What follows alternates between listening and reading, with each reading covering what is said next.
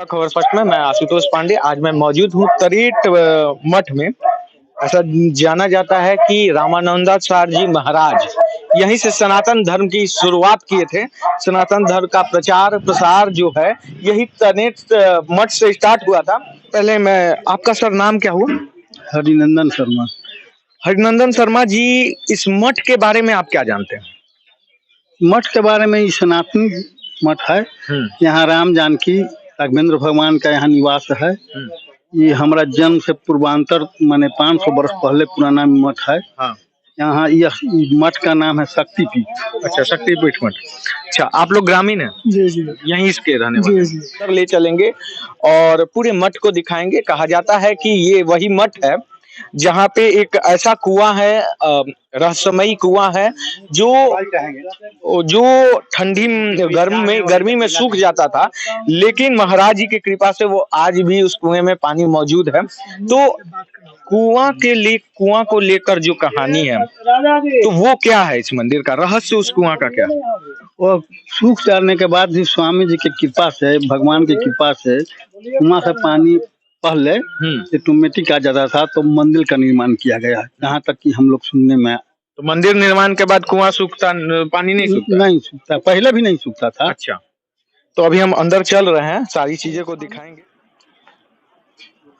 हमारे साथ मठाधीश सुदर्शनाचार्य जी महाराज जी मौजूद हैं। सबसे पहला सवाल, एक और सवाल है जो मेरे मन में यहाँ आते ही मन में आ गया कि ये मठ का इतिहास क्या है? मठ का इतिहास इसका है संस्कृत की प्रचार प्रसार और सनातन धर्म का प्रचार प्रसार। संस्कृत के प्रचार प्रसार शिक्षा का माध्यम, जिस माध्यम को गरीब बच्चों के साथ जोड़ा गया है। मठ सदैव गरीब की बच्चों के बीच में शिक्षा देती है। जितना शिक्षा प्राप्त करने में बच्चा सक्षम हो, वहाँ तक मठ उसको सहयोग करता है, चाहे किसी भी वर्ग का बच्चा क्यों न। अच्छा, एक सवाल है, क्योंकि ग्रामीणों द्वारा ये जब हम बाहर बात कर रहे थे तो कहा गया कि सनातन धर्म की शुरुआत से ये मठ है, लेकिन सनातन धर्म जो हमारा है वो काफी आदि अनंत काल तक कोई नहीं जानता है कि सनातन धर्म की शुरुआत कब। नहीं है। हाँ, तो वही है कि नहीं, ये बात सनातन धर्म तो हमारी प्राकृतिक नियमानुकूल सनातन धर्म है। सनातन धर्म है तो प्राकृतिक है, पृथ्वी है। सनातन धर्म नहीं है तो पृथ्वी नहीं है, और हम जीव जंतु नहीं है, हमारा वेद नहीं है। नहीं, ये ग्रामीणों द्वारा कहा गया। मेरा कहना है तो ये इतिहास, ये मठ कितना दिन पुराना है? 350 बरस पूर्व। तो मठ के कुएं को लेकर भी कई लोगों ने कई कथाएं बताई, कई तो रियलिटी वो क्या है मठ का जो कुआं है? संत तपस्वी होता है। तपस्वी घंटा में भी 50-60 कोस चलता है। उसी तरह हमारे बड़े महाराज थे, जिस कुआं पर बैठ गए, इंद्रदेव जल को भेज दिया ऊपर, उससे अपना सारा कार्य किया, स्नान वगैरह, पूजा पाठ का, खाने पीने का सारी व्यवस्था कर लिया। उसके बाद कुआं का जल जहाँ पहले से रहता था वहीं चला जाता था। नियम स्वामी जी का, बड़े महाराज का। वो कुआं देख सकते हैं हम लोग? हाँ, देख सकते हैं। अभी सब कुआं वर्तमान है। रुस्तमगंज है, 350 घर से ऊपर हरिजन हमारा परिवार, बैकवर्ड परिवार है। यहाँ भी एक कुआं है, एक उस साइड में भी कुआं है जो जेल से है। गांव में भी एक कुआं है, जो भी पुराना भी कुआं पड़ा हुआ है। कुआं सब है। अभी हम चलते हैं। एक मिनट, हमको उस कुआं को देखना है। वाला कुआं के दिखाइए, यहाँ वाला कुआं के दिखाइए, रुस्तमगंज वाला कुआं के दिखाइए, सब कुआं भी मौजूद है। वहाँ के लोग भी बतलाएगा इतिहास। तो आप देख सकते हैं। तो उस कुआं को हम अभी जाएंगे और देखेंगे, खुद दिखाएंगे। 300 साल पुराना कुआं। अभी बाबा ने खुद बताया कि इंद्र भगवान उस कुएं से स्नान करते थे, पूजा पाठ करते थे, अपनी दैनिक क्रिया जो होती थी वो इसी कुएं से होती थी। तो मेरी भी अभिलाषा जगी है कि उस कुआं को जरूर देखना चाहिए, जो 300 साल अनुमानित कहा जाता है कि ये 300 साल पुराना ये मठ है और वो कुआं कितना पुराना है ये तो अब देखने के बाद पता चलेगा, आर्कियोलॉजिकल सर्वे के बाद ही पता चलेगा। लेकिन हम अनुमान लगाने की कोशिश करेंगे कि वो रियल में कितना पुराना हो सकता है और क्या है तथ्य, क्या है हकीकत, क्या है फसाना, ये वहां जाने के बाद पता चलेगा। और हम अभी जाएंगे, उस कुएं को देखेंगे और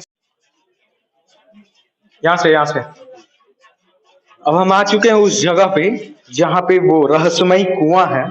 कहा जाता है, यहाँ के मठाधीश द्वारा कहा गया है कि वो कुआं का जो इतिहास है कि इसी कुएं से इंद्र अपनी दैनिक क्रिया करते थे, पानी की जितनी आवश्यकता होती थी वो यूज करते थे और उसके बाद उस पानी को पुनः बची हुई पानी को इस कुआं में वो पहुंचा देते थे, सम्मिलित कर देते थे। हम आगे चलेंगे, आपको दिखाएंगे।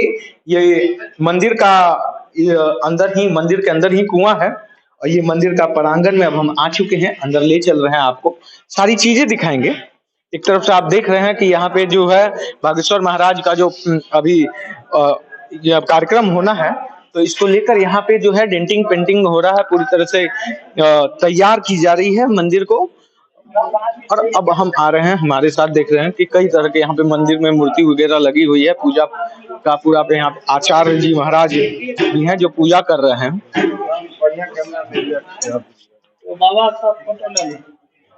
बाबा आपका नाम क्या है? शिवनाथ कुमार नाम है। अच्छा, वो रहस्यमयी कुआं जो है वो इसी मंदिर में है? नहीं, वो आगे है। कहाँ पे है? ये लगता है कि कुछ दूर गांव के साइड, उत्तर साइड पड़ता है, गांव का उत्तर साइड पड़ जाता है। अच्छा, हाँ, वो रहस्यमयी कुआं गांव के उत्तर साइड है। इस मंदिर में भी बताया गया कि एक ऐसा कुआं है जो कहीं ना कहीं दिव्य कुआं के रूप में जाना जाता है। जाना जाता है। कहाँ पे है वो कुआं? वो आगे है, बगीचे में। बगीचे में जी, मंदिर में नहीं है। तो देखिए, जांच पड़ताल में जब हम मंदिर पर आए, कई लोगों ने बताया कि मंदिर के अंदर भी कुआं है, लेकिन उस कुएं के पड़ताल में जब हम आए तो हमें पता चला कि वो कहीं ना कहीं गांव के किसी और कोने पर है, बगीचे में है। तो हम वहां पे भी चलेंगे और हम दिखाएंगे आज आपको वो रहस्यमयी कुआं जहाँ पे इंद्र भगवान आते थे, वो अपनी दैनिक क्रिया करते थे और उसके बाद पुनः जब सारी चीजें उनके संपन्न हो जाती थी तो उसके बाद वो पुनः उस कुएं में पानी छोड़ दिया करते थे। अभी पानी बंद हो गया तो पानी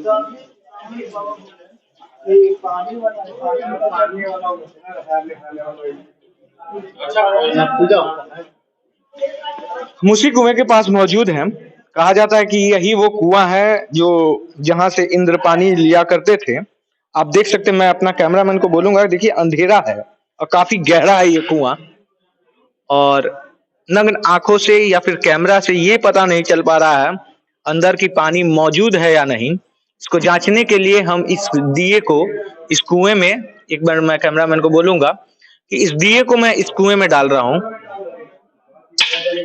देखिए आवाज आई जिस तरह से, उस आवाज को जानने के बाद यही महसूस हो रहा है कि अंदर जो है पानी नहीं है, क्योंकि जो साउंड का जो वेवलेंथ था, जो जिस तेजी से साउंड रिटर्न बैक किया, वो तभी हो सकता है जबकि वो किसी मेटल या फिर किसी हार्ड सरफेस से टकराया हो।